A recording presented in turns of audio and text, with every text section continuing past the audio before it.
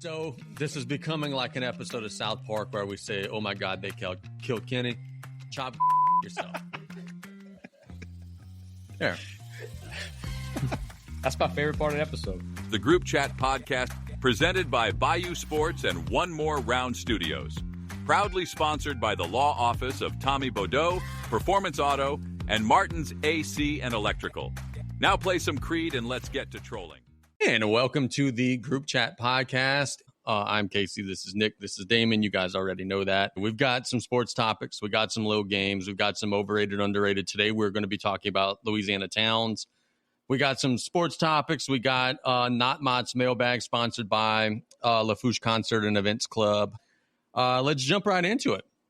Who is your good dude of the week? Everybody name it. We want to be positive today. Everybody name a person that's done something positive during the week. Are we keeping this positive? Because I'm going to have to change my answer. So your good dude of the week is not a good dude? It's actually a good chick. Oh, okay. Caitlin Clark is my good person of the week. Yeah?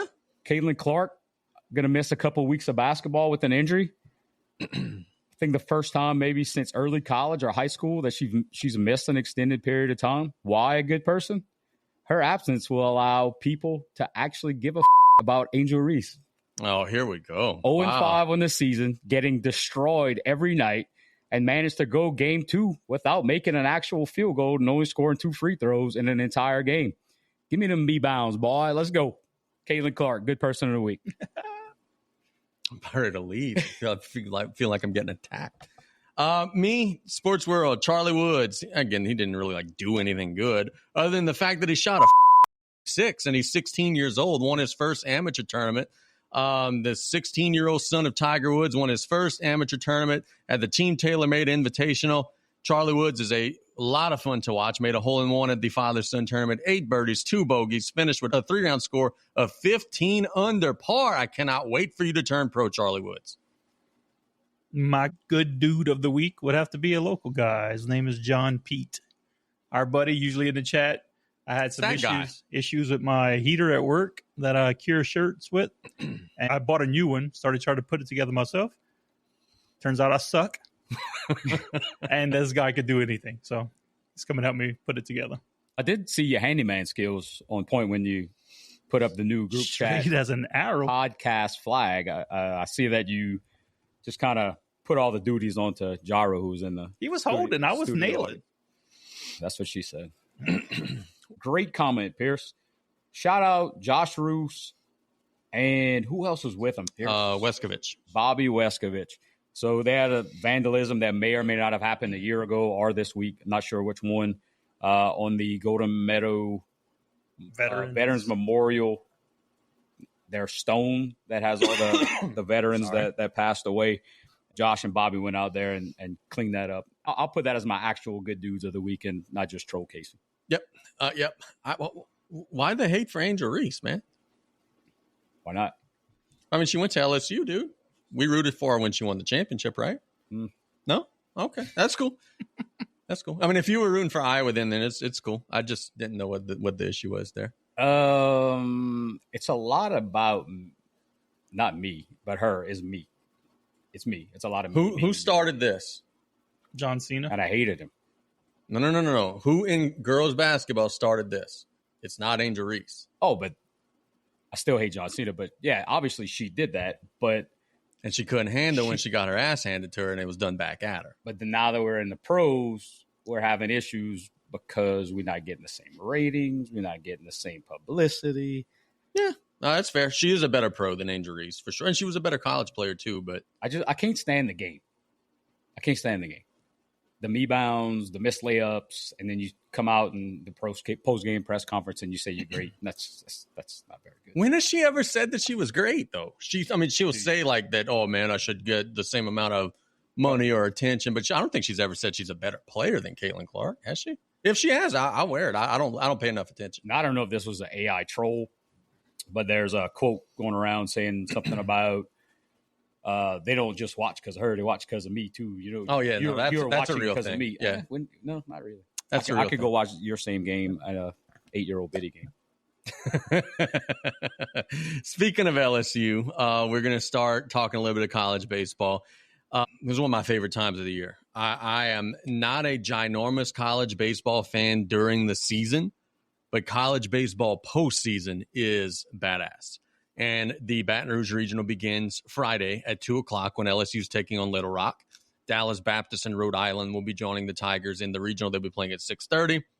Looking at the weather, y'all know how it is. These times are very much so TBD. We don't know. The one thing that is interesting, LSU is a big favorite in the regional. They are much better than Little Rock. They already beat Dallas Baptist, Rhode Island. Come on now. Let's be real. But Little Rock is 8 games below 500. Little Rock was 1-14 in their last 15 games before showing up and winning their conference tournament and making it to the NCAAs. There are a lot of people that are wondering, Jay Johnson, do you have the stones to not throw one of your ace starters in that first game against Little Rock? If you win the game without throwing Anderson or without throwing Ianson, you're good. You're going to be set up. But if you throw, one of your other guys, a Newt or a Casey Evans or whatever it may be, and you stub your toe against Little Rock, you look like a jackass. Will Jay Johnson roll the dice and say, hey, man, my third guy's better than Little Rock? They got swept by Nichols. Or will he do like he did 2 years ago whenever they were facing Tulane and say, I ain't leaving anything but chance? He threw Paul Skeens the first game, beat Tulane, got rolling. How do y'all think Jay Johnson's going to handle this? So you mean you have to coach baseball? I was told you don't. Just pregame stuff. You do your little pregame setup, and then you leave, and then let the team do what they do. My favorite adjective was when Nick throws the lil right before that. This is the time of the year that I actually watch college baseball and just baseball in general. I don't know a ton about LSU baseball. You're going to be 100% the resident advisor here. I really enjoy the regional. I really enjoy having to see folks game plan on, hey, we're probably going to win this game. We're going to lose this game and then go back into or whatever. But small bit of research. So you mentioned Arkansas Little Rock sitting at 24-32, Ohio Valley Conference champions, sub 500. The national and the state media weren't giving them much chance in that game. Dallas Baptist, that's something I wanted to, I guess, troll Nick about. A small school like that, they're always in there. You talk about coach. I'm not asking you to get in player for player for Dallas Baptist's baseball roster, but I could. Hey, you know who's on that team? One thing I know is Dallas Baptist baseball. Andy Pettit's son's on that team. Come on. Yeah. I didn't know that. I learned that today. Mm-hmm. Is it? I have no idea. Oh, Teddy Pettit. If that's not his name, that is now. Teddy Pettit. One thing I like about college baseball is that you don't even need to watch nor coach. If you get the Jimmies and Joes, you can make it to the playoffs, and then you can start coaching and watching during the playoffs. My season starts on Friday. Go Tigers. Fair enough. There's a Little Rock team that played in Thibodaux. I actually had a chance to see them early in the season, got swept. Nichols was not very good this year. They got swept. I saw one game, and they had a really good announcer announcing that game against, I think it was LSU. Yeah, Tiger Droppings gave that guy a bunch of publicity. First time Tiger Droppings was ever positive about anything. It's the highlight of my life, not career, life, getting pub from Tiger Droppings after that broadcast. I love going to these regionals and super regionals. I've been to a number of them. I was there, unfortunately, when LSU lost to Stony Brook. That was when that's miserable. Speaking of Tiger Droppings, how much trolling whenever Stony Brook did the lap around and everybody shook their hand. That was one of the most crucial times in Tiger Droppings history. They were imploding, and it was beautiful to see. But I've been to a number of them. A couple of the Oregon State Super Regionals I was at. But just seeing that and knowing some of the results, you can't overlook a team like Little Rock. It's baseball. You never know what's going to happen. You only got to be better than them and maybe have a couple lucky breaks over the 9 innings. My scouting report on Rhode Island, if you want to see it right here, is neither a road nor island. They got 130 stolen bases. If they want to get on base, they want to cause chaos. They don't have a snowball's chance in hell. This is LSU. This is Dallas Baptist. This is everybody else playing for 2 and Q. So LSU and Dallas Baptist played already this year, correct? Probably midweek game. LSU beat them in the midweek. Bad or not? Yeah, like 7-3, something like that. How this works? This is just regionals. Regional, and one team advances out of the 4. 4-team double elimination tournament. Okay. I could tell you what I think is going to happen. I think LSU is going to beat Little Rock. I think Dallas Baptist can beat Rhode Island. I do think Jay Johnson is going to save his two guys. I think he's going to throw either Anderson or Ianson against Dallas Baptist. I think LSU is going to roll through that, and I think that they'll be all right. I agree. Thank you. Yeah, there you go. Great time for college baseball. I'll be in the gym most of the weekend, but anytime I could catch some games, I'm going to be watching some games because this is the time that I really pay attention. Yeah. Look, the box should be lit. One thing that LSU fans are complaining about, far be it for LSU fans to complain about something, but Jay Johnson always does this. LSU fans are, bro, we want to play at night. We want to, drink all day long and tailgate. Jay Johnson always plays that Friday afternoon game. And he says, well, that sets me up. We're going to get it out of the way early. Then we're going to play Saturday night. We get more rest. He says that gives him the advantage on the back end. As a fan, I ain't going to lie, it is kind of a bummer. You got to go sit in the sun all day long and watch LSU beat up on a Little Rock team. But if you do get an extra 3, 4, 5 hours of rest before Saturday, it does kind of make sense. And another thing, too, is that let's say it is raining on Friday and that 2 o'clock game has to become a 5:30 game and that 6:30 game has to become an 11 p.m. game. Guess what? Your ass is at home at 8 o'clock. They're playing till 2 in the morning.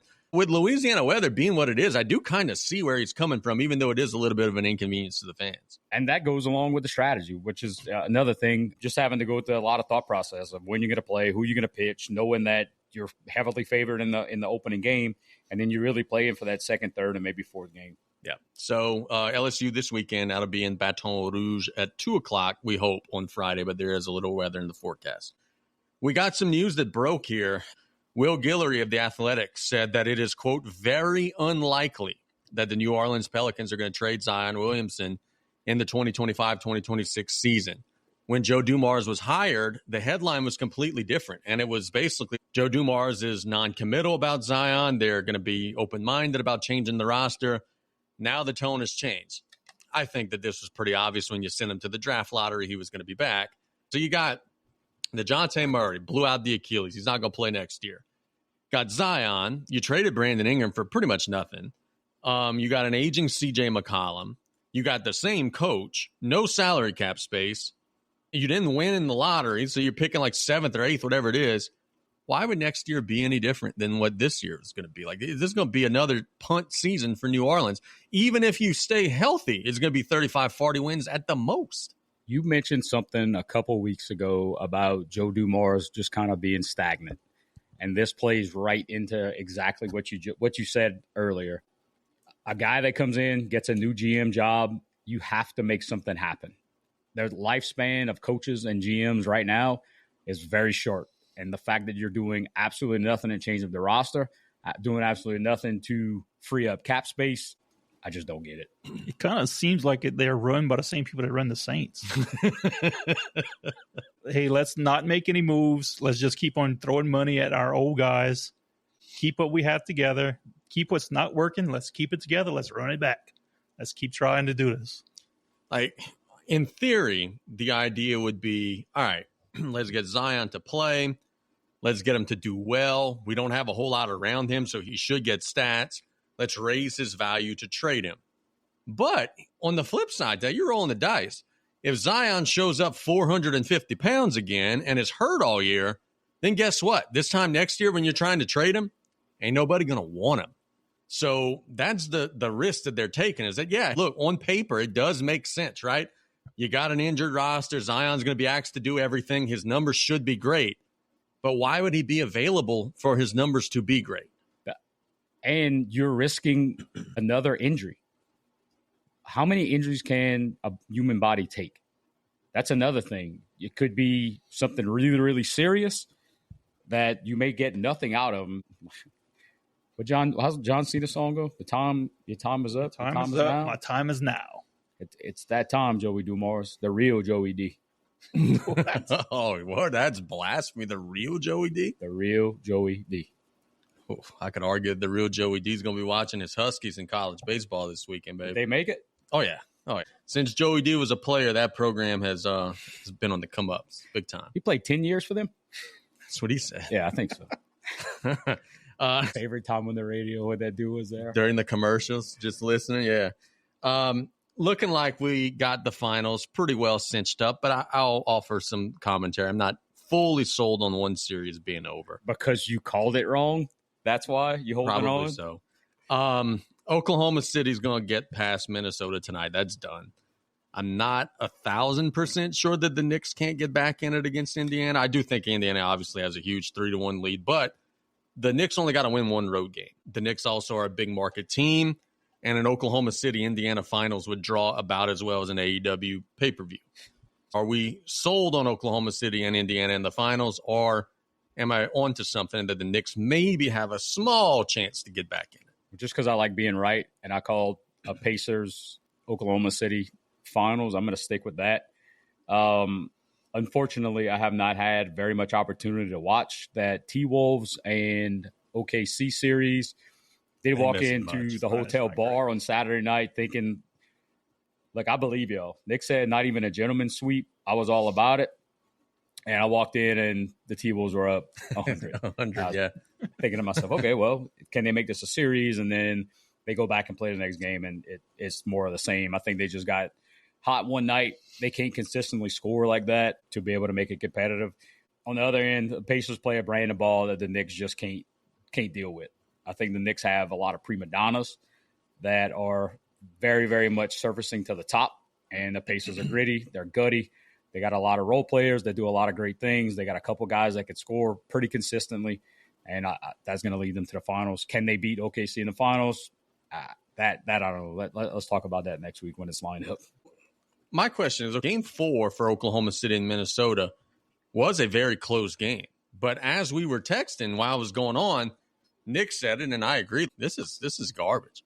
Why is it that the Pacers and the Knicks is so much more entertaining? I have a theory, because I can't watch Oklahoma City play. I'm a Harden guy. But their offense is like 5 Hardens. Everybody's flopping and flailing and trying to draw fouls. And on defense, it's like 5 Draymond Greens. They got Lou Dort, and these guys are just killing everybody. You got Caruso guarding centers, just fouling them the whole possession. I can't watch the Thunder play. They're really good. They won 68 games. But nothing about watching their style is entertaining to me. They just are the team that has figured out the analytics and has figured out how to troll the system. And that's not entertaining to me whatsoever. It feels like their scouting department hit a home run. They play in Moneyball. I'm not sure their salaries, but they do like little things that win you games. It's not exciting to watch. They get to the free throw line. They hit their free throws. Just the other series, the Knicks and the Pacers, is electric. This one is kind of hard to watch, actually. The Knicks and the Pacers, big shots, big stars, big city, which I'm kind of torn in that one because I love when small markets beat big markets. But I catch myself rooting for the Knicks because I feel like the NBA is a better league when the Knicks are on top or close to the top. They're not usually on top. But then again, I hate when the Lakers and the Celtics are on top. So kind of torn. But well, you should be pulling for the Knicks. I was about to say they're named after you. I do believe the Pacers and the Thunder finals may not be what's best for business, but it is what's best for basketball fans. I think the series will create an opportunity for the casual fans who will watch that finals no matter what, and they're going to get to see that next gen of the NBA, and it's going to be a very, very, very much needed jolt away from that LeBron era, and I think that may be able to usher in that next level and those next superstars. But so, Casey, I haven't watched a ton of OKC basketball, but listening to you talk about it and the way they play and the physicality and the energy that the Pacers play, assuming that they do get there, that's going to make for one hell of a matchup, and that's going to be a lot on the officials to call that stuff correctly. That'll be interesting. If it's called tightly, there's going to be a lot of foul trouble and there's going to be a lot of free throws because you're right. Both teams are not going to back down. They're both going to be very physical. And I think it's going to come down to who makes the most shots, right? But who's going to be hot from the outside? Who's going to get big performances from their star players? But the thing of it is, man, Oklahoma City's got this Jalen Williams cat that nobody talks about, bro. Everybody talks about SGA. Jalen Williams had 34 points in the last game. That dude he's ridiculous, shots, bro. Like, and I think that they just got more firepower than Indiana does. But let me ask you guys this. At the end of game 4 between Oklahoma City and the Wolves, it was a stretch where for like the last minute, Oklahoma City's up 3, and the Wolves would have the ball. Oklahoma City would foul. Wolves would go make 2 free throws. Then they would foul. Then it'd be a 3-point game, and then the Thunder would foul. Like, if ever there was a case for the Elam ending in the NBA, my God, we had a great game, and we spent the last 45 seconds of the game shooting probably combined between the two teams 16, 20 free throws because the Thunder didn't want to let the Wolves shoot a three-pointer. The Wolves were losing, so they had to – and look, to both teams' credit, they made their free throws. That's why we were in this situation. But you watch 47 minutes of great basketball, and then you watch 1 minute of a free throw contest. Wouldn't it be so much better if we had an Elam ending and you actually had to go win the game instead of just trying to beat the clock? Let's put on a tournament this year and do an Elam ending. I'm in, yeah. And I'm not playing, but fuck. No, we could go run it. So obviously, I'm nowhere near an NBA level coach or college level coach or high school level coach, obviously. For the first time in my life, so for whatever reason, we paid $400 per team. And I give Nick and Gyro a lot of shit about playing in cheap tournaments. I need to go back to cheap tournaments. The first day we played old school 7 fouls and a half, 1-1. Why? No clue. Yeah, that's not. And I'm not going to call him. I'm not going to call him out by name. The guy that was officiating is a 2-time state championship winning coach. He won one last year. Why we play that? No clue. But we hit a three with 2.4 seconds left in the game. Coach calls a timeout. So I'm thinking we could foul here. Right? Yeah. Put them at the line for 2. They got to make one. Hope to God they get another shot with the 2.4. And they got to inbound the ball. So I instructed my girls, let them inbound, foul. We ended up not getting the foul called. We fouled the out of them, but we ended up getting it called, and we ended up winning the game. But I just wanted to make that public, that first time in my life I got a chance to do that. And it was pretty neat. While you're on that topic, I was talking about this a couple weekends ago. Abby's kid was playing an AU tournament in Houston, and she was showing me that it costs $80 to get in as a fan. What are we doing? I could get season tickets of the Pelicans on StubHub for $80. I could go to 12 Pelicans games. $80 for her to get, and for one person, she had a weekend pass, bro. Oh, yeah, weekend pass. For those big tournaments, you got to pay for parking as well. Jesus, dude. Now, look, we were able to finagle it. She got a media tag. She was able to get in, go take a couple pictures, get out of it, whatever. But still, $80? There's a lot of complaining on social media about the prices at some of these tournaments. But look, shout out YBO. I think it was $5 again. I don't. That's what it should be. I've never paid, so I really don't know. But who's making the money? Not this guy. Not this guy. This guy's out about $5,000. But that's the thing, though. That's where I'm going with this. Is if the teams are paying hundreds of dollars to compete, why do we need to make tens of thousands of dollars at the gate? Let's drug test directors and coaches. Jeez, if you pass your drug test, you get in free. Free tournament. I just wanted to throw that out there because I saw that and I was thinking to myself, I could go watch the Clippers and the Pelicans and sit like on the bottom bowl for $40. And oh my God. Anyway. But you got to go. You got to watch your kids. Yeah, you got to go. They're capitalized. You're in Houston and you're from Houma. You can't just not go and drop your kid off. So, yeah, they got you by the balls and they know it. And you probably play a Houma team the first game. You're right. Let's talk about this because the LHSSA did some stuff this week that on one hand I think is good and on the other hand I think is ridiculous. They had a meeting between the LHSSA and the Louisiana High School Basketball Coaches Association, and they addressed a bunch of different topics and a bunch of different things that are topical in the sport. One of the things that they addressed was the shot clock, and they basically said it ain't going to work. The cost to put it in, the manpower to run it. We have a hard enough time getting people to work the game clock. It just ain't happening. People are up in arms. Hey, there's 31 states doing it. Why are we not? But the shot clock's not coming. We had Richard Jones on the radio today. I was expecting Richard to say, yeah, I want the shot clock. Because most coaches, I feel like, do say that. Richard said, I just coached at Houma Christian. I went to some little 1A and 2A gyms where we got like 7-year-olds working the clock. I ain't trying to have a 7-year-old working the shot clock on top of that.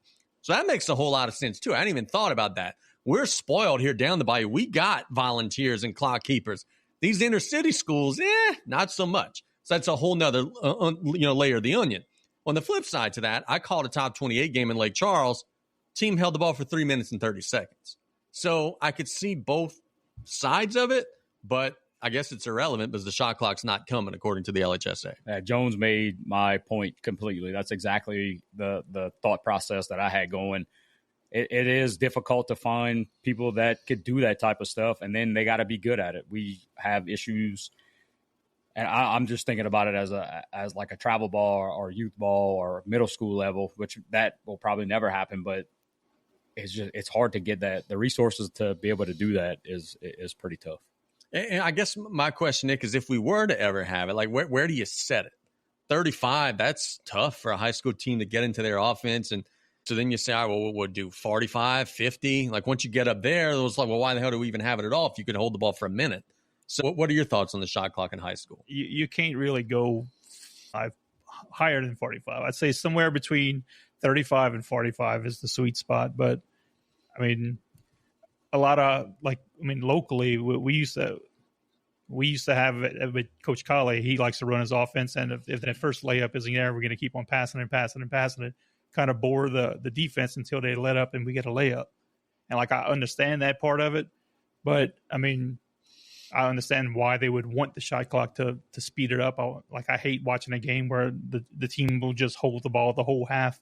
I think that's an embarrassment for that team and for the kids and for the fans. You could go guard them, though. You could go make them right. Play. With the speed that the game is played with now, is aside from late game situations, is that really a necessity? I think it's a track meet right now. I haven't seen anybody stall the ball all year except in that state semifinal game where a team held it for 3 minutes and 30 seconds. They were literally standing at midcourt with the ball, like the fans on both sides, like, hey, this is stupid. But again, one of those teams had the option to go and play man and get them out of that. They chose not to. So again, I don't want to revert every damn thing we talked to about last weekend, but we played so many. I think we played 8 games total, so it's fresh in my head. We're down 5 with about 2 minutes left in the third quarter. We have played back-to-back tough games, and the other coach, who was a great coach, he decided to hold the ball. They had all the momentum. They were beating us up and down the floor. They were fresher. We were in serious foul trouble. So I made the decision, sit back. And if you know me, if you've ever seen me coach, I never shut up. So I said, Coach, I appreciate it. We dead ass tired and we in foul trouble. He said, well, us too. I said, well, good luck, because I ain't moving. With about 30 seconds left in the quarter, they decided to move the ball. We stole the ball. We ended up getting a 3-pointer, and I think the fourth quarter was 10-1 or 10-2. So that can change the whole complexity of the game, holding the ball, taking them out of their rhythm. So if you're going to do that, you got to be prepared to make some adjustments and not just try to think that the next time down the floor, everything's going to be back to normal, because it's just not like that. I can tell you in the semifinal game that I called, that's exactly what happened also. The team that had the 3-minute possession ended up not scoring. The team that got the stop at the end was so fired up going into half, they dominated the rest of the game and actually ended up winning the state championships. It's one thing that when you're watching a game and a team has been dominating the whole game and they playing at their tempo and making the other team play their style of ball, and then they just want to shut it down like that and pull back and stop all the momentum they had, and just one little thing could completely swing the game after that. On the one hand, we talked about the LHSA and the shot clock thing. I think that's a reasonable conversation. Now let's talk about this absolutely ridiculous, bonkers conversation that they are suggesting that these high school coaches have. They were discussing sportsmanship. They were discussing crowd control. They were discussing coaches dealing with referees. The LHSSA is suggesting that in an effort to remedy coaches and referees quarreling, that coaches practice arguing with referees so that they could better deal with tense situations. Damien, you coached with one Mr. Brian Colley. Can you imagine a situation where Brody's the referee, you're the you're the opposing coach, Brian's having to argue with, like, what are we doing? We're telling coaches, and that's literally written in there verbatim. Coaches should practice how they handle arguing with officials so that in a game situation, they're better equipped to handle it. There is nothing more stupid than that. Nothing. I think he yelled at me enough, me as an opposing coach on the JV side. I didn't need to be a referee for him to yell at me. That is ridiculous. There's nowhere on earth that you need to practice yelling at someone or managing situations. You can't get better at it. There's no way to replicate the intensity of a close game. Somebody jacks up a call or a call that you don't think is worth it. There's no way to replicate that no matter what you do. The intensity level is too high. There's no way. And if you're married, you should be good at arguing anyway. And or if you have a teenager. Right. Do you want to hear what Brian's response was to that? Absolutely. He said, I will practice arguing with the officials when the officials practice not all watching the ball when a shot goes up in the air. So he could say that stuff now. He's retired.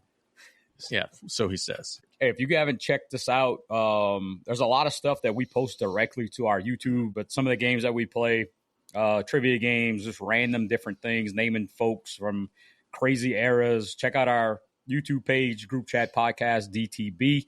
We got a ton of stuff on there. Finished up some edits over the last couple of days, and we got some pretty cool stuff, man. We added a scoreboard feature on there, just all kind of little zingers in there. There's all kind of little Easter eggs there.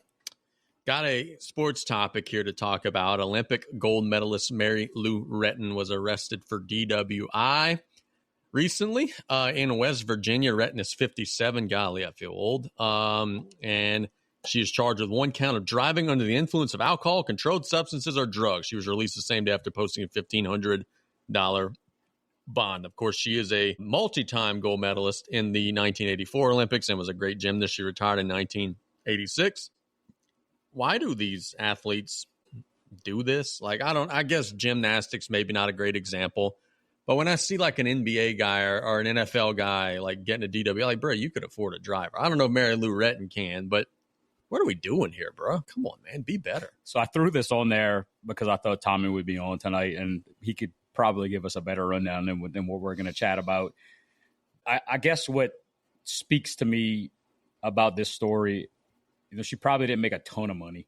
She may have, but she was in the 84 Olympics, so probably didn't make a ton of money. She was like America's sweetheart for a long time. And to see her go down this road is pretty troubling. It sucks.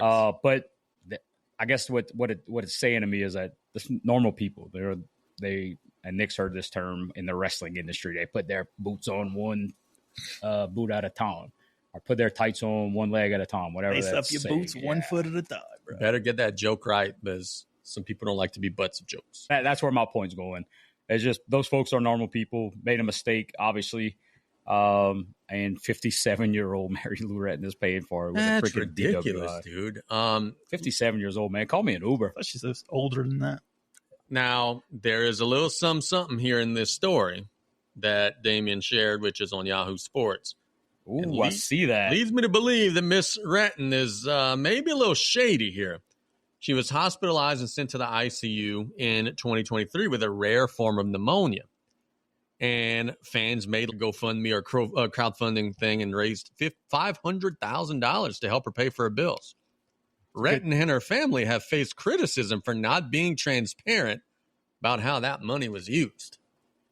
Huh. That'll buy a bar tab. Yeah. Yeah, my gal is, maybe she should have a fishing rodeo. Bruh. So I'll go to Disney. So apparently they found her in a parked car in a parking lot she looked impaired. So she had a wine bottle. So she wasn't actually driving when she got caught. She was in a parked car, looked drunk, had a wine bottle in there. And she failed a sobriety test, refused a breathalyzer and a blood test, charged with a misdemeanor, and released the same day. In 1984, she stuck the landing perfectly. In 2025, couldn't quite nail it in the parking lot. Shout out Mary Lou. I wish Tommy would be here because I do have a question on that. If I understand, if there's a key in the ignition, if you're in the driver's seat, that probably makes you liable for that. But if you're just passed out, drunk in your back seat, trying to do the right thing. So Mary Lou Retton was flipping for the gold in 1984, and now she's flipping out her car trying to take a breathalyzer test. Dad jokes over going, here, Nick. dude. Just keep going. I got a bunch of them. I like it. Have you guys ever done a field sobriety test before?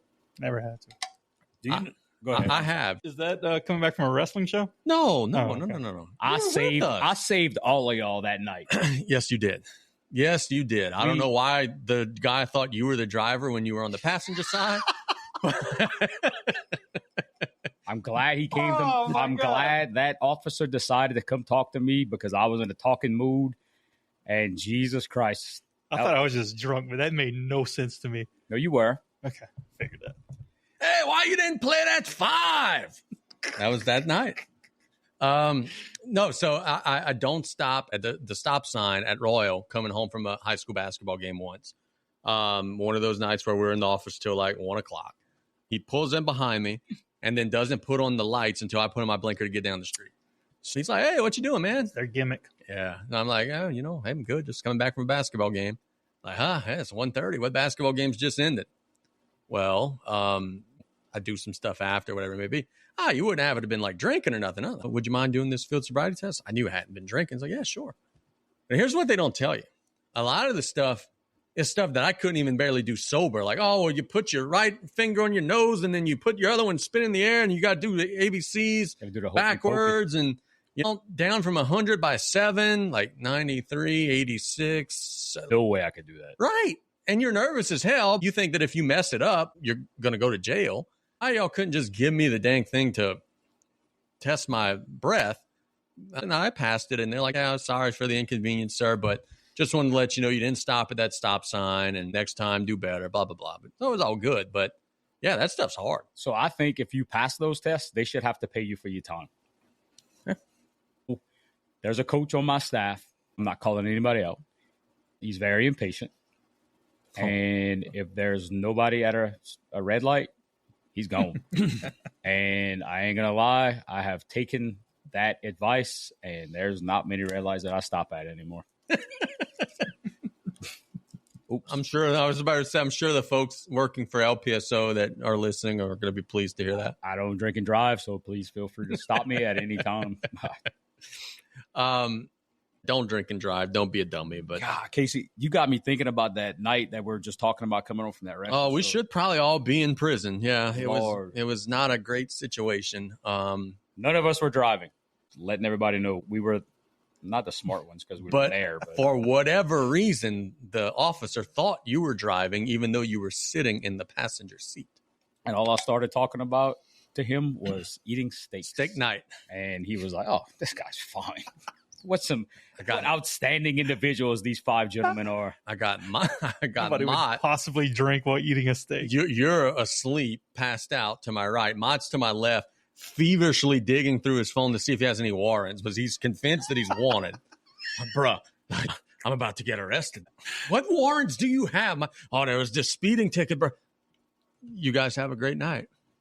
Let's talk about this.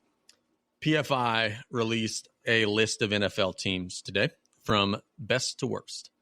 PFI is computer software. They look at your roster. They look at your schedule. They look at all that stuff. The Eagles are number 1, not surprisingly. But the Saints are 32nd in the NFL, according to this. They are behind everybody in the league. 31st, the Titans, 30th, the Browns, 29 Jets, 28 Panthers. The Saints are dead ass last. Now, this is just a computer formula. There's no explanation given. This is not like a person's opinion. They're just spitting out what the data says. But my question to you boys will be this. Is there a chance that the Saints do finish as the worst team in the NFL next season? A chance. A chance? I feel like it's probable. This might be spot on just looking at this list. I'm a Saints fan. I'm an optimist. But there's nothing on our roster that says we're going to win a game. I thought you were all in on the Shook train. I'm all in on him to suck. Okay. If he wins, great. Let's suck with Shuck. So everybody thinks they're going to be terrible. I feel like I'm going to be rooting for the Saints to win now. And wagon. I'm the anti-bandwagon. Yes, the reverse bandwagon.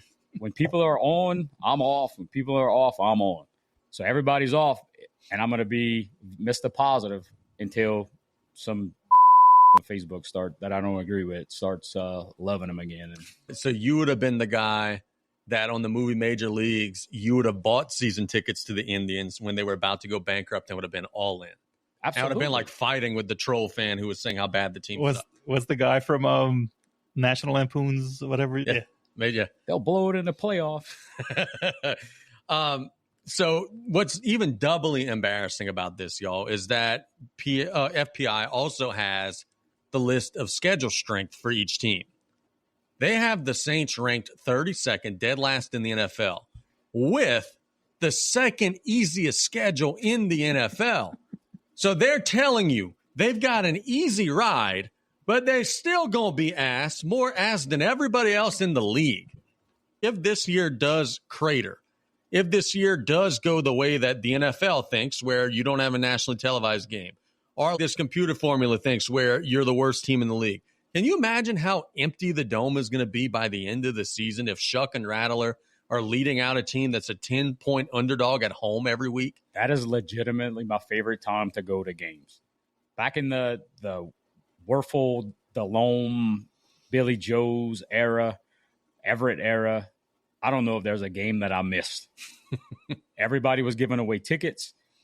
There's pictures of me and Nick pretty much at every game in that era. And it was basically like you can go before the season to pick your season tickets, like pick your seat. Is basically walk in the dome and pick your seat for this week. It's like going to an empty movie theater. There's nobody there. You sit there, you drink beer, you heckle. It's awesome. The traffic's not bad because there's nobody going to the games, and it's a great way to spend a Sunday afternoon. I'm not on board this team being very good, but I was aware that they had a very manageable schedule. When I saw 32nd out of 32nd, even I was like, God damn, y'all think they're going to be that bad? They'll do what they normally do. They'll win 5-6, keep them out the top 10 or right around that era and just go. Nah, that's pie in the sky, 6 wins. Shuck. This team is so bad by the end of the season is going to be the can LSU beat the Saints conversations on Facebook. Nah, they're not going to be that bad. Oh, yeah. Shuck for 6 or 6 for Shuck. Call Billy Joe. Let's go. Billy Joe got him going 10-7. What he said? 6-4, maybe more. If we go 10-7, Tyler Shuck is MVP of the league, the world. You give them the Nobel Peace Prize if they go 10-7 this year. Brian Kelly says that the SEC coaches want 9 SEC games and a guaranteed 1 game against the Big Ten. Brian Kelly said today, and I don't think this is going to make him any fans in Baton Rouge, he said, hey, Big Ten won 2 in a row. They're probably the best conference in the country right now. That's not things that people in Louisiana, Mississippi, and Alabama want to hear. But he is right. They have won 2 in a row. So what would you make of a college football schedule on the LSU side where you play 9 SEC games instead of 8, and one of your 3 non-conference games annually would have to be against a Big Ten school, be it Northwestern, Purdue, or whatever, or you might draw the short end of the stick, get Ohio State, Oregon, whatever. But what do you make of the situation where Kelly's saying, hey, that's kind of what we want to do? Starting to think Brian Kelly's a North spy because that's a lot of the same gripe that a lot of the other conferences that play 9 games, saying kind of a diss on the SEC, playing only 8. And then the rebuttal to that is normally, well, SEC's top-tier conference. You don't want to get beat up playing those 9 games. But that's kind of a stigma that the SEC has. Kind of think he's a spy coming in and trying to infiltrate the SEC and making them do what everybody else is doing. A 9-game SEC slate is tough, no matter if you're a homer or you're not a homer. At the end of the day, I do think those smaller games are going to be phased out, and people want to see more top-level competition face each other. And I think that's why the playoffs were expanded, because you got an opportunity to play those games. And if you lose them, you don't get discredited that much. 9 SEC games, I'm not for that at all. Yeah, that'd be tough. I'm an advocate for less SEC on SEC matchups. Yeah, they knock each other out. You're taking your best teams and putting them against your best teams to make them look average compared to these other teams in weak conferences. So less conference matchups, play more out of conference, beat up everybody else, and then everybody eats in the SEC. I have gotten so nervous, and I know it's not even June yet, but I hype myself up about LSU football. And after the spring, I'm like, look what we got back. Look what we got in the portal. I'm fully convinced Clemson's beating our ass in the opener. Don't know why. I know they got their quarterback back, but over there, Dabo's going to beat our brains. Come running down that hill in his khakis and just stomp a mud hole in Brian Kelly's ass. That's not happening. I can't go 2 years in a row going to a road opener and feeling defeated. The third quarter of that USC game this year in Las Vegas, the only beer they had was Modelo. It was terrible. I was just miserable. So what's worse? Okay, you had the 2 Florida State games, the one where you get blown out, and the one where you come storming back and miss an extra point you should have won. As a fan, we have this debate all the time at the LSU parties that we watch. Would you rather get beat up on and lose decisively like the second Florida State game, or would you rather get your heart absolutely stomped but maybe kind of play well like the first Florida State game? So for just talking about those 2 games specifically, I'd rather go through the second one just because it was over. Didn't have to deal with that freaking heartbreaking extra point. And I think it was just a better time in my house as well. We had partied all day. Everybody was pumped up. Revenge factor was on the line, and then saw that it just wasn't happening. Everybody just kind of went back to partying, not too focused on the game. But in general, I'd rather lose a close one because at least you know you belong. Getting whooped like they did in that second Florida State game, kind of realized we're probably not at this level.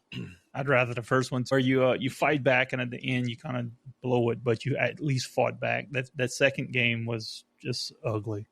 But personally, what I'd rather more than both of those is let's open up a season with La Tech or ULL or thank you USL or Ball State, USL? Toledo, Army, Navy, Dallas Baptist. So could go on and on. Anybody who's not in the top 5 and you're not playing them in their road stadium, yeah, thank you. Let's start off with Western Kentucky. I'm okay playing a Power 5 school. Alabama did it every year. Play Virginia.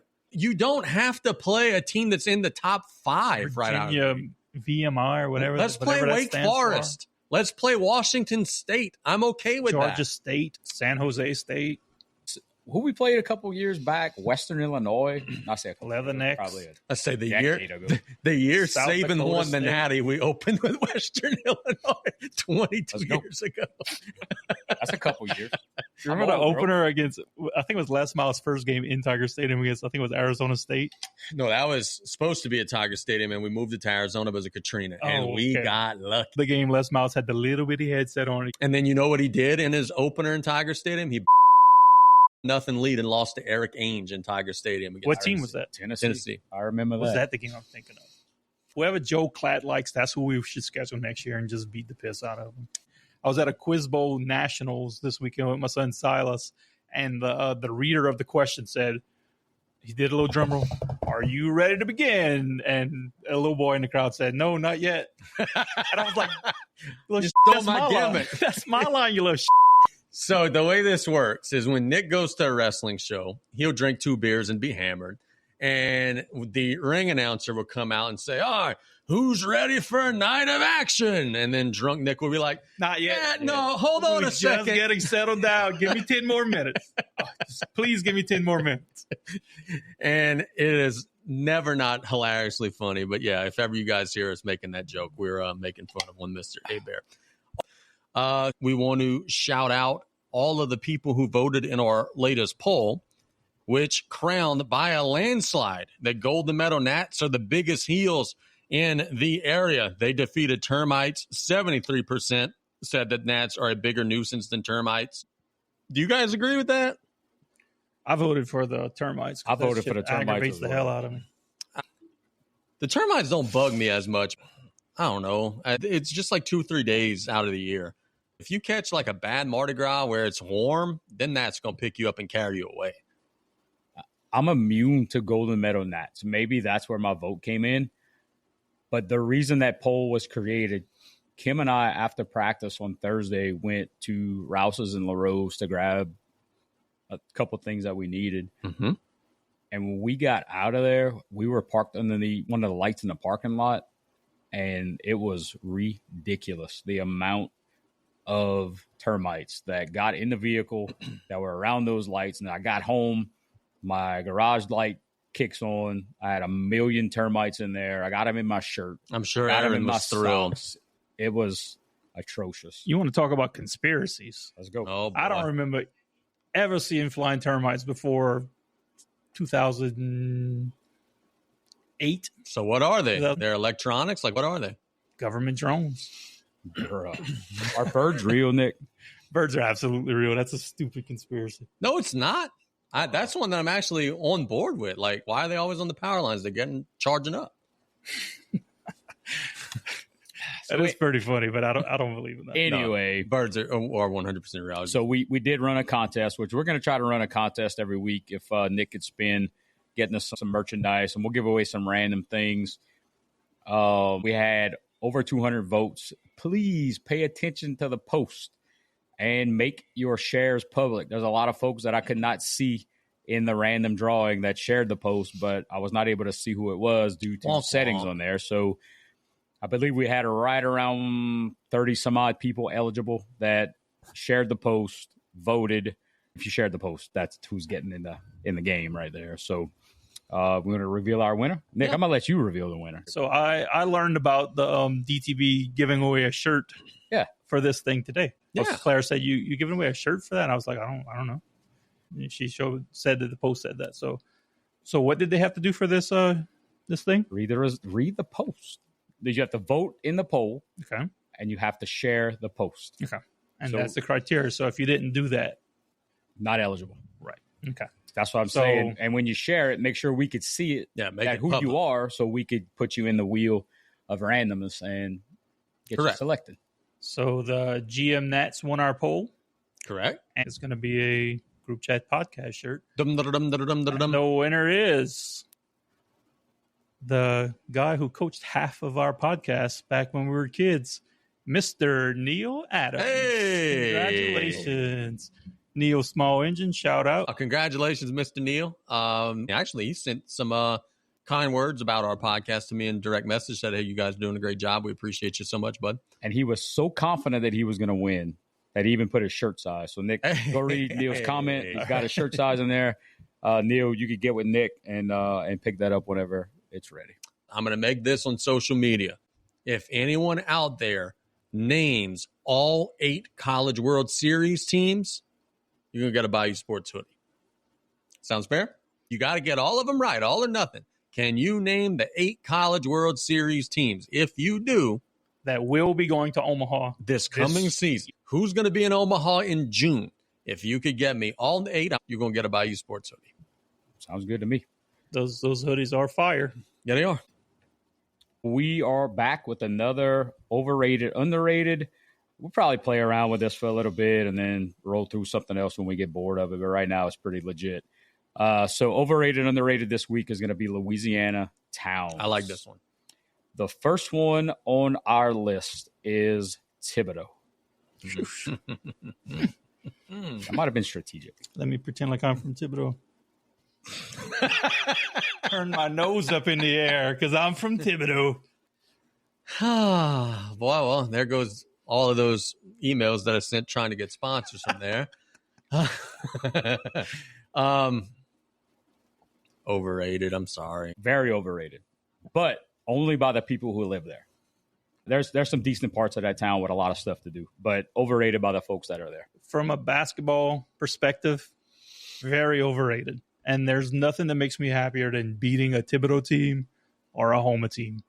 And sorry, but I'm lumping you in together. Thibodaux, Homa, basically the same thing. But I do like Edie White. I say there goes my chance. Edie White's great for summer league. I love Edie White. There goes Edie my White. Chances for what we were talking about earlier. Love me some Edie White. I don't consider Edie White Thibodaux. And there's Thibodaux, and then there's Edie White. Edie White's like a little separate. All I hear right now is love Edie White. Back in the is crawfish season still in town? Second, going to the West. Lafayette, overrated, underrated. Oh, bro, Laffy. Properly rated. They're the 3rd best city in the state. That's what they are. They're behind Baton Rouge. They're behind New Orleans. They're behind no one else. They're 3rd. That's what they're rated for, according to most people. That's what they are. And when it comes to football, they are delusional.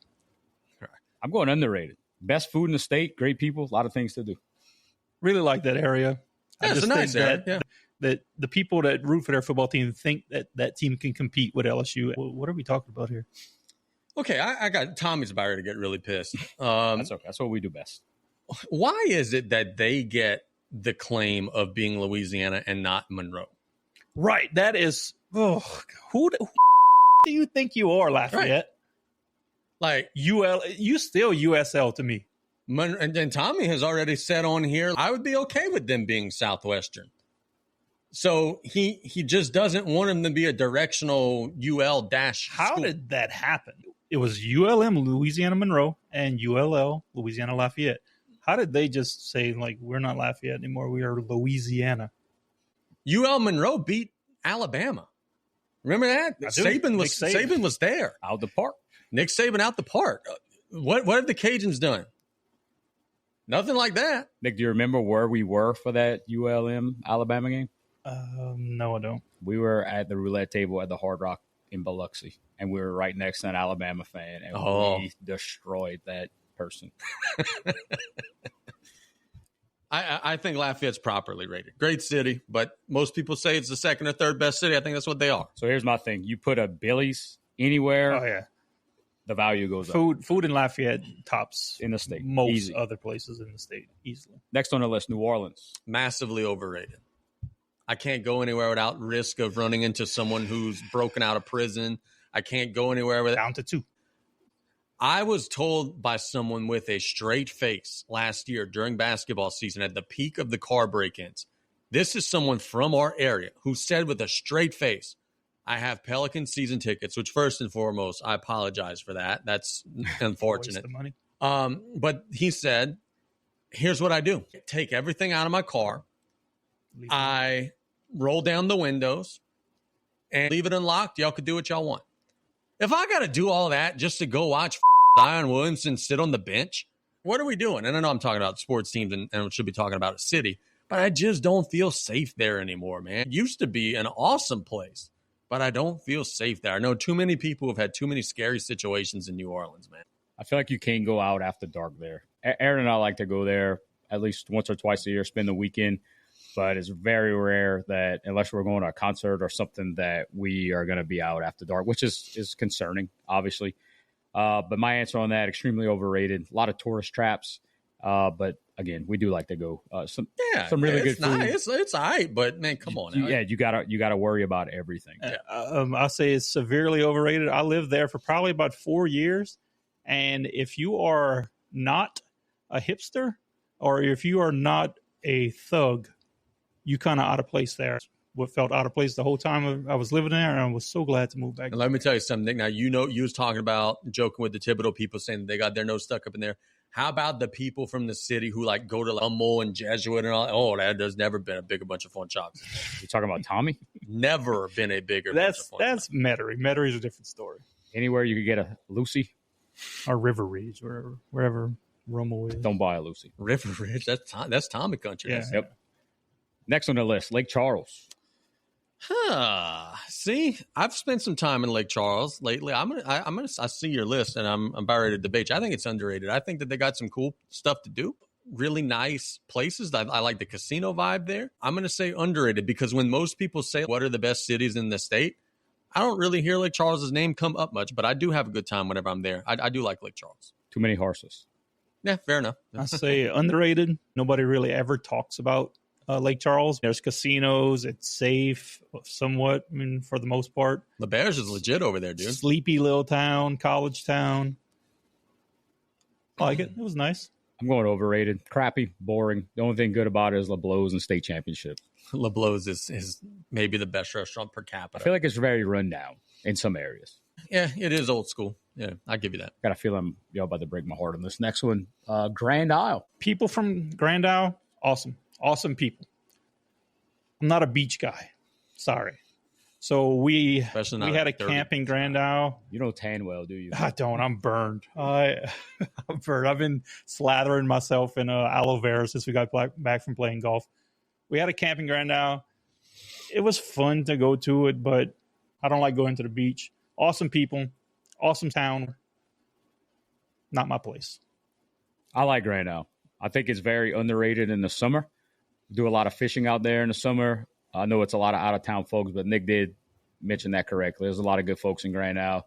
that live there. I love me some Grand Isle in the summertime. Knowing that there's no curfew or a bar curfew, you can kind of go out and do whatever you want until you're really done. It's a good time. Watch out for the cowboys out there, though. That's what I've heard. I've never seen a cowboy out there. They come in droves. It's like the termites. When they come in, it's a lot of them. And the more you drink, the more they have. Huh? Right. So I will take a two-pronged answer to this. Rodeo season, by and large, I think is a little bit overrated, but I do love the rodeos. Don't get me wrong. But as a whole, I think Grand Isle is underrated. I love to go in April or whatever and just go hang out and just vibe out at the beach. That's wonderful to me. But I'm not a big, massive crowd guy. So like to say that I'm going to go to the Tarpon Rodeo, nah, that's just not my style. Like Nick said, I get it. It's really, really cool. And it's awesome that it's so close to us. It's just not my cup of tea. It's not. So overrated a little bit rodeo season, everything else underrated. I think Joe Bob's hamburgers make it everything that it needs to be. Yeah. No matter what you're doing. They got a few good spots. On the way out, you grab your Joe Bob's burger and you're going to be happy. No doubt. Hey, real quick, before we move on to the next one, Murda mentioned pirates in Grand Isle. So there are pirates in Grand Isle and there are cowboys in Grand Isle. And they only come out when you're drinking. Have you ever studied the history that like there were Russian spies off of the coast of Grand Isle during the Cold War? That's crazy stuff. There were some freaking people spying on us from the enemy, like off of our shore. One of the craziest stories is that mob guy that lived in Grand Isle for years. And yes. They never found him over there, which I guess if you're going to go hide out, maybe that's where the OPP folks should venture out to. Yeah, I think they would stand out a little more in Grand Isle. Could be. With some different issues. Hey, here's my thing. If you got 7 face tattoos, how are you not standing out like a sore thumb anywhere that you go? Because everybody else has 6. Yeah, fair enough. Fair enough. Sorry. Next, Baton Rouge. Lived there for 5 years. It's massively overrated. Way overrated. Too big, too crowded. So, look, I could tell you a story, and I think that this is true, and I think anybody who's experienced this would agree with what I said. I lived there beginning in July of 2005. It was like paradise, dude. It was like being in freaking Houma. No traffic. Everything was good. It was a cool place, a lot of cool businesses. Then after Katrina, our population grew by like 100,000 people, and the roads and everything didn't grow with it. So I think it was legit, but storms and population dispersion and different things like that have made it into this massive city. But it has the roads and the infrastructure to be just a medium-sized city, and that makes it just a nightmare. You can't get to and from one end of the city to the next without it taking an hour. People don't know how to drive. Like, no. Massively overrated. It used to not be that way, but it is massively overrated. The only good thing that I enjoy over there, going to LSU athletics. I feel the same way. Always felt like the drive to Baton Rouge felt like 5 hours. You could drive to Lafayette or maybe 2 hours. Drive to New Orleans, a little over an hour. You drive to Baton Rouge, I feel like that's a whole day trip. Way back from an LSU game literally is 5 hours. When we coach Flash over the summer, a lot of our games are in Baton Rouge. You spend a lot of time out there. And once you get there, I can't wait to get out of that place. LSU football school. Remember when we were young and I lived in Meadow, end of the world? It was a long drive to La Rose. I had friends in La Rose, and I couldn't get there because nobody wanted to bring me up the road. And now you were riding in the back of my Kiss. No, this was when I couldn't, like before I met you.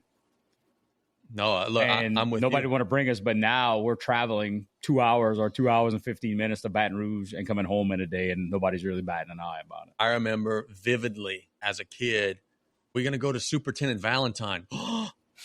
We're leaving. We're leaving town? What? Thinking that was like a freaking 2 hour trip. You'd be there in 15 minutes. And now I'll go pick up a kid in Galliano to bring her to practice in La Rose and bring her back home. Like, that's not a big deal. You were going to La Rose for some slots of fun? Slots of fun was awesome. Yeah.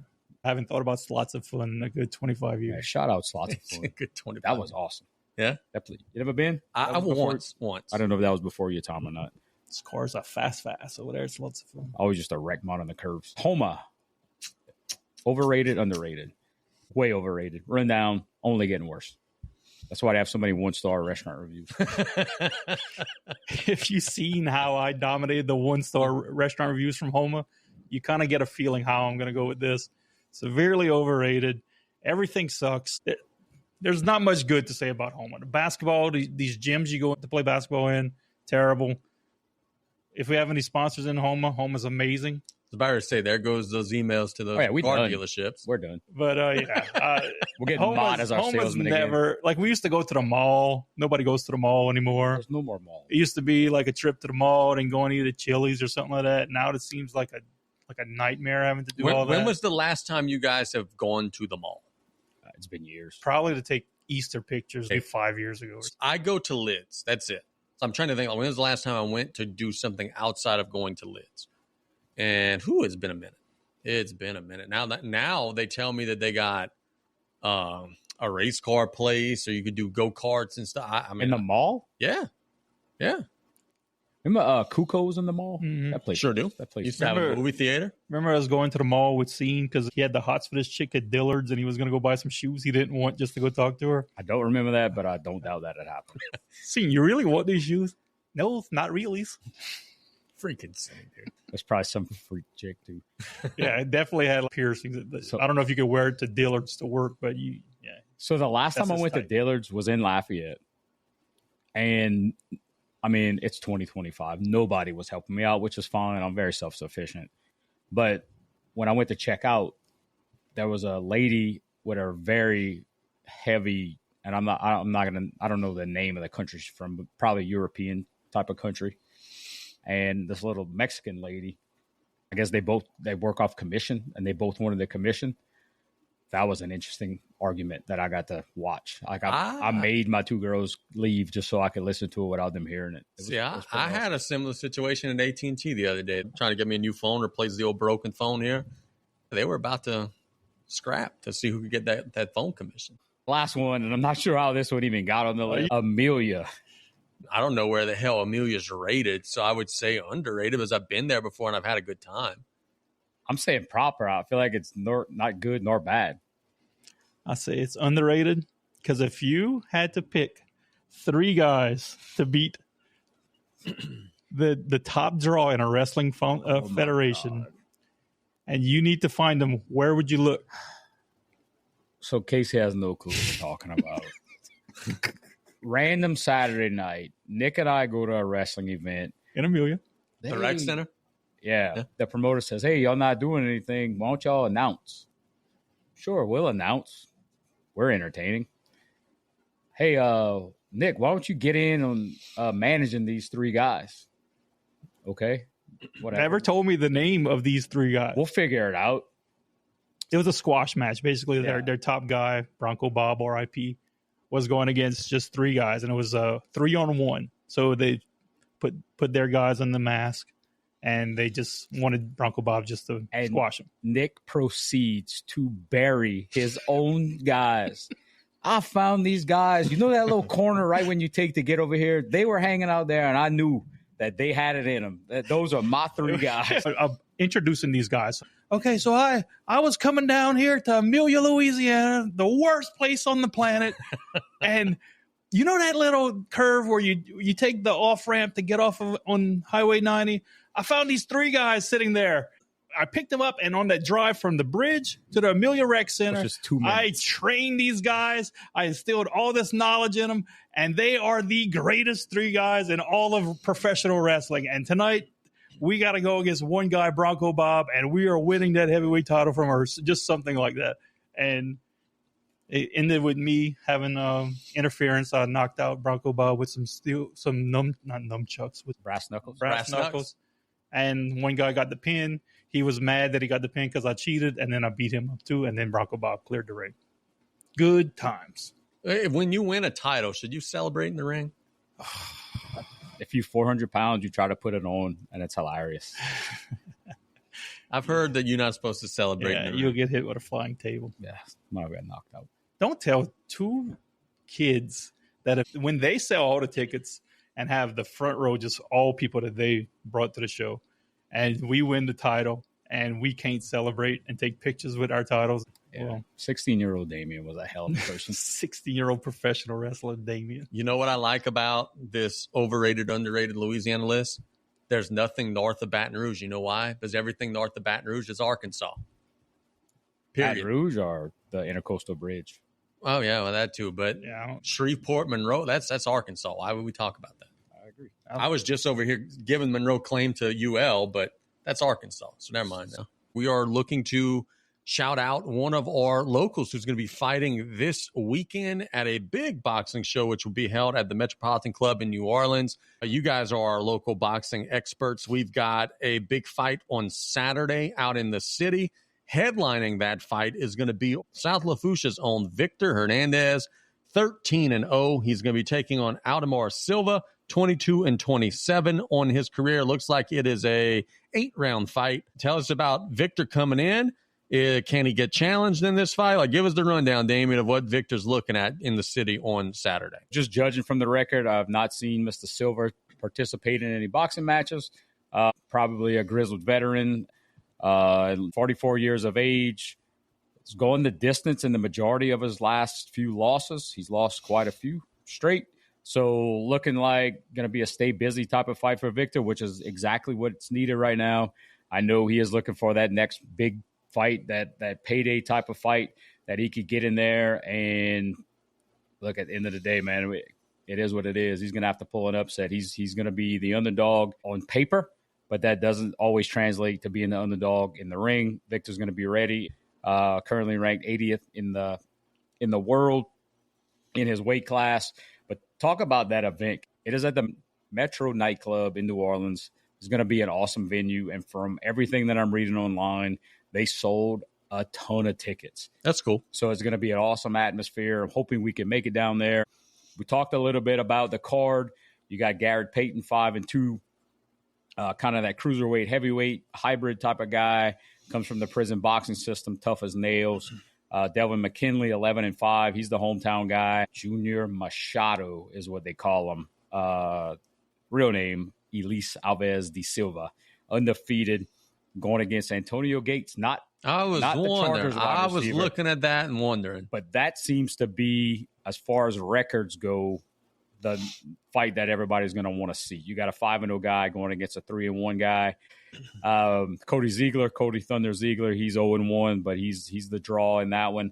And then young man Sheldon Valentin from, I believe, the West Bank in New Orleans, taking on Jose Caron, 2-1.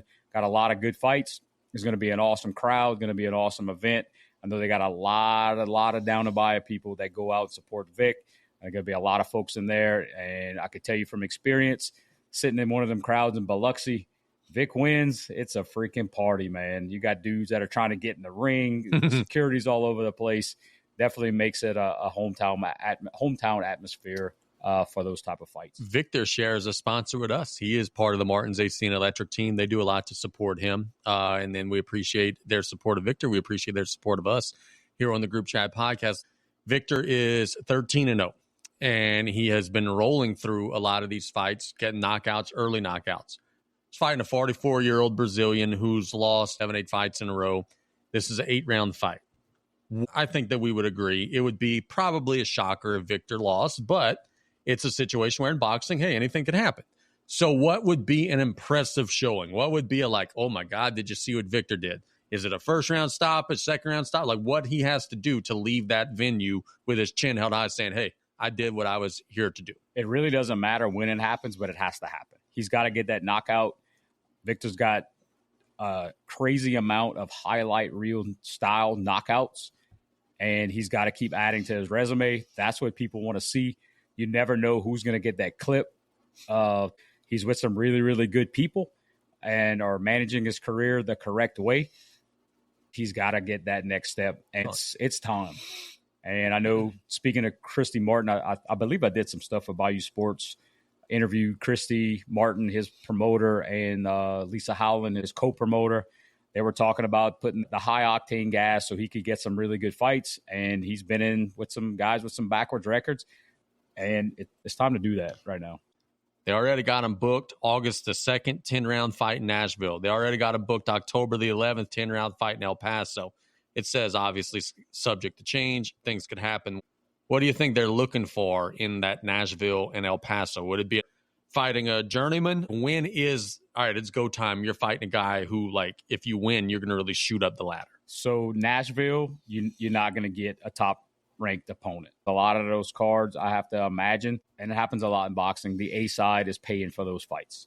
El Paso, that's a different ball game. In Texas, the sport is heavily relegated, and you don't get a lot of these backwards records type of fights because the promoters have to approve the fights. You go to Louisiana, you go to Nashville, it's very laxed. But you go into Texas, you go into California, Las Vegas, the bigger commissions, they don't allow those mismatches to happen. So Nick, I'm asking you the same question. You're fighting a 44-year-old dude who hadn't won a fight in years. What needs to happen at the Metropolitan Club for Victor for him to leave that venue saying, all right, I did my job. I came here and did what I needed to do? Once he starts the fight, he could probably judge whether he could finish this guy off quick or go rounds with him. I mean, unless there's some kind of miracle, I think he's going to pull out the win. If he gets an early knockout, great. If he can get a few more rounds under his belt and outbox the guy, then finish him off later, that's great too. The guy he's going against does not shy away from undefeated opponents. Since 2022, he hasn't fought anybody with a loss on their record. So he's got a 5-0 opponent, 9-0, 11-0, 8-0, 4-0, 12-0, 9-0, 10-0, 13-0, 13-0. Victor's going to get in there, feel him out. If he can finish him off fast, always go finish him off fast. If he can go some rounds with him, it's not so bad either. But we're looking for Victor to pull out another win right here. He did fight on May the 17th against Wusai Johnson, who we all agree could kick our ass. Yeah, right? 100%. Okay. Yeah. That fight, though, did go 3 rounds. Now, I did watch that one. Victor never really got hit or hurt. But that is a very short turnaround. Is there any concern at all with it being such a quick turnaround? No. He's steady in the gym. He's doing the right things right now. He's got a good team behind him. He's got his coach, Axel Murillo, who's worked with some of the top fighters in the world at different times. They got him in the right mind frame. They got him in the right condition. I don't see that. I didn't see the fight. So you tell me, he never was in any danger. Did he do anything? He almost beat him in the second round. Then he knocked the out of him in the third round and got him out. That kid's got some sneaky power. Yeah. That overhand right connects. That dude's falling. My only concern, obviously, you got to win in impressive fashion. It puts some pressure on you. Victor fought against Shaquille Daly. Yep. Undefeated at the time. Shaquille Daly was fast. Gave Victor some issues. I saw the fight against Kenneth Taylor. He's fast. He gave Victor some issues. One judge had it a draw. And some sideline folks that were judging the fight on the outside thought it was probably closer than that, one way or the other. Got to be careful on who you match him up with. So I'm assuming they saw Mr. Silva, that obviously Christy Martin's done way more in boxing than us three combined, right? She's got some pedigree and some knowledge of the game. So they're going to match him right until they get to that big money fight that they're going to have to take a chance. I think Victor's ready for that. So we mentioned Nashville coming up. We mentioned El Paso coming up real quick before we can close out this boxing segment. Where's the most obscure place that you guys have been on the boxing circuit? I've judged fights in 3 different states. Come on. Yep. When Mr. Russell Nakhan was alive, he would bring me in Louisiana. And subtle brag, I'm really good friends with Deontay Wilder's manager. That's Alabama? Yeah. Mm-hmm. He would do some shows in some wild places. There was in Meridian, there was this little place that he would do shows in. And then I want to say it's near Hattiesburg. Did a show in a rodeo arena. Freezing cold. It was insane. Yeah. I remember we were at the Fed Pond for some holiday get together, and then we left there and it was hot, and we got there and it was freezing, and these dudes are out there fighting outside in the freezing cold. So a couple more that just come off the top of my head. One of my guys was fighting in Shreveport at the Petroleum Club, and it was a black tie event. So everybody in there is in a tuxedo. There were probably 200 people in the whole place. That was pretty interesting. It was at the top of almost like a penthouse of a hotel. It was pretty neat. And then another one that comes to mind was at Keesler Air Force Base. Yep, that's the one I was looking with that in the hangar. Mm-hmm. Everything was wide open. They had like Navy planes or whatever that is. Navy has planes. I was Air Force Navy planes. The timekeeper for that. That was pretty cool. And then that was cool. We did some random one in some park in Biloxi. So how the hell did y'all get a fight in Idaho? How did that happen? Talking about making money and taking chances. We actually fought there twice. And the first time we went, It was Cleveland Quarter. It was his retirement fight. It was at the Quest Arena. And I'll tell you, that place was freaking sold out. Come on. And we put on an absolute show. That was a really good event. It was a top-tier event. They had some Don King fighters on that card, and that place was freaking packed. And then the other one, the guy I was real good friends with would do monthly shows at the casino in Coeur d'Alene. You actually stayed in Washington, and they bussed you to Idaho to the casino. They did some really, really good stuff there as well. See, Vic is actually watching, or at the one point was watching because he liked our live. So thank you so much for that, Vic, and go knock his ass out this weekend, absolutely. Dude. We're rooting for you, bud. So absolutely. And that pretty much puts a pin in our boxing segment. Go check Vic out in New Orleans, and we wish him nothing but the best of luck. And go support our local fighters. Anytime there's a bout in Louisiana, New Orleans. I know our guy Chad used to do a bunch of shows at Evangeline Downs. Anytime there's anything in the state, we're going to be out there shouting it out, and because we're big fans of everything that those folks are doing. Hey, Damon, didn't y'all play this weekend? Yeah, Nick. Shout out all my coaches, Coach Murda, Coach Brad, Coach Tyrus. Jacob came spend Saturday with us. Jacob Gyro, pronouns pal, last name's pal. 6th grade was able to squeak out a lot of close games. I think we only had one game that was double digits that we won by. The rest were single digits. That's good coaching. Somewhat. So, quick story. I was so aggravated in the semifinal game.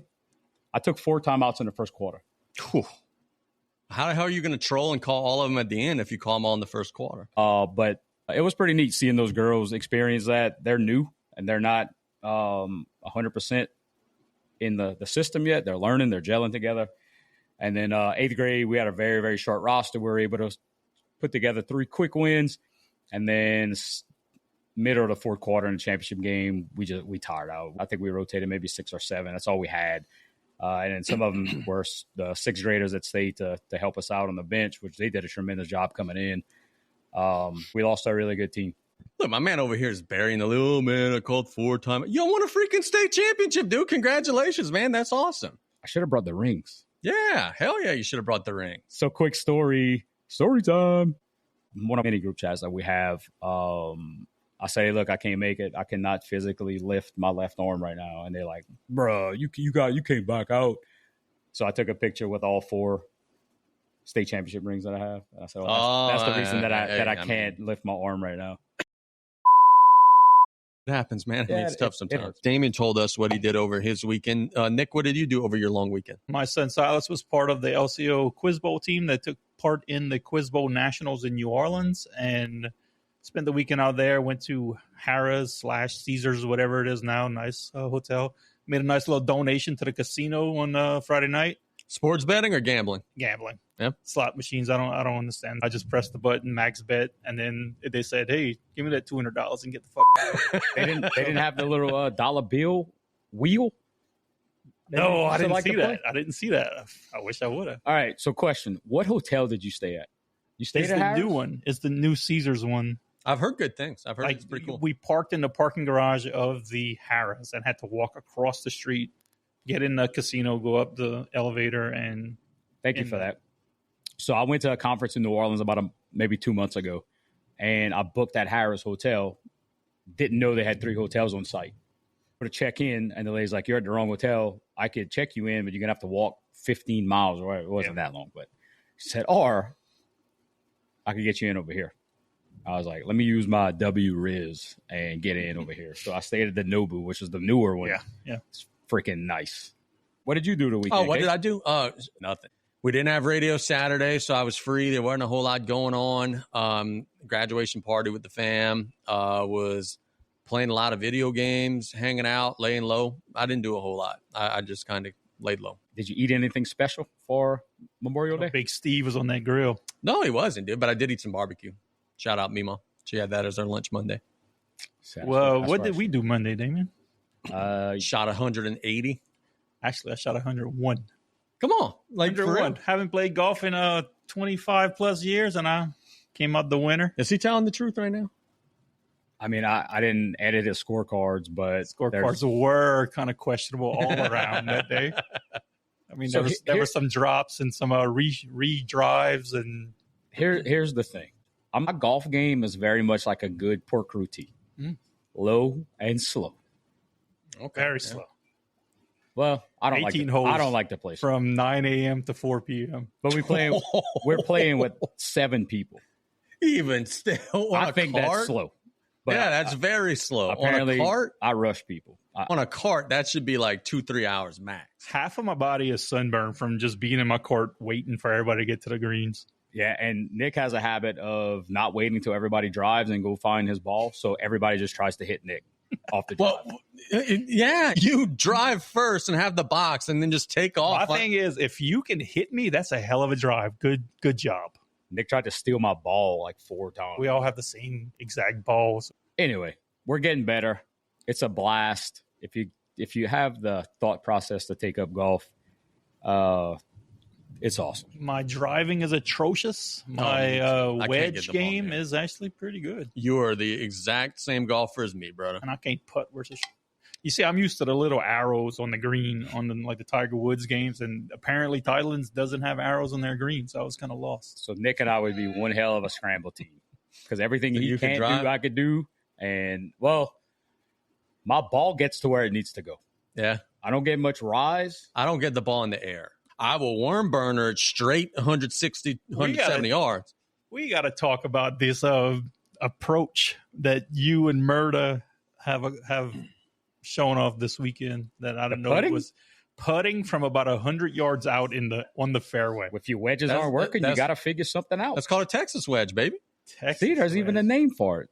That's Big pretty X common. The plug says. That's from Texas. Yeah, that's fairly common amongst amateur I've never seen that before. I mean, when you're this good with your pitch and wedge and your 9-iron, I mean, you don't really need a putt from 150 yards out. So, again, I'm very, very soft around the greens. I love when all these jackasses are going from one side of the green to the other and back and back. That's when I catch up. When they jacking all these shots across the green, I can make a putt. It takes me 3, 4, 5 shots to get it there, but once it's on the green, I can knock it down. Those greens were fast. I tell this to everybody. I'll watch a guy like Full of Love play, or even a Brody who would shoot like in the 80s. And I watch them play, and I'm just like mind blown. My God, you guys are ridiculously good. And then it goes off in my mind, okay, well, there's a level higher than them that's like college golfers. Nick was bragging about his supposed 104, whatever he shot. I don't know that I necessarily believe that. We were talking about Texas wedges, and then all we heard was boom, and then the lights went out for a second.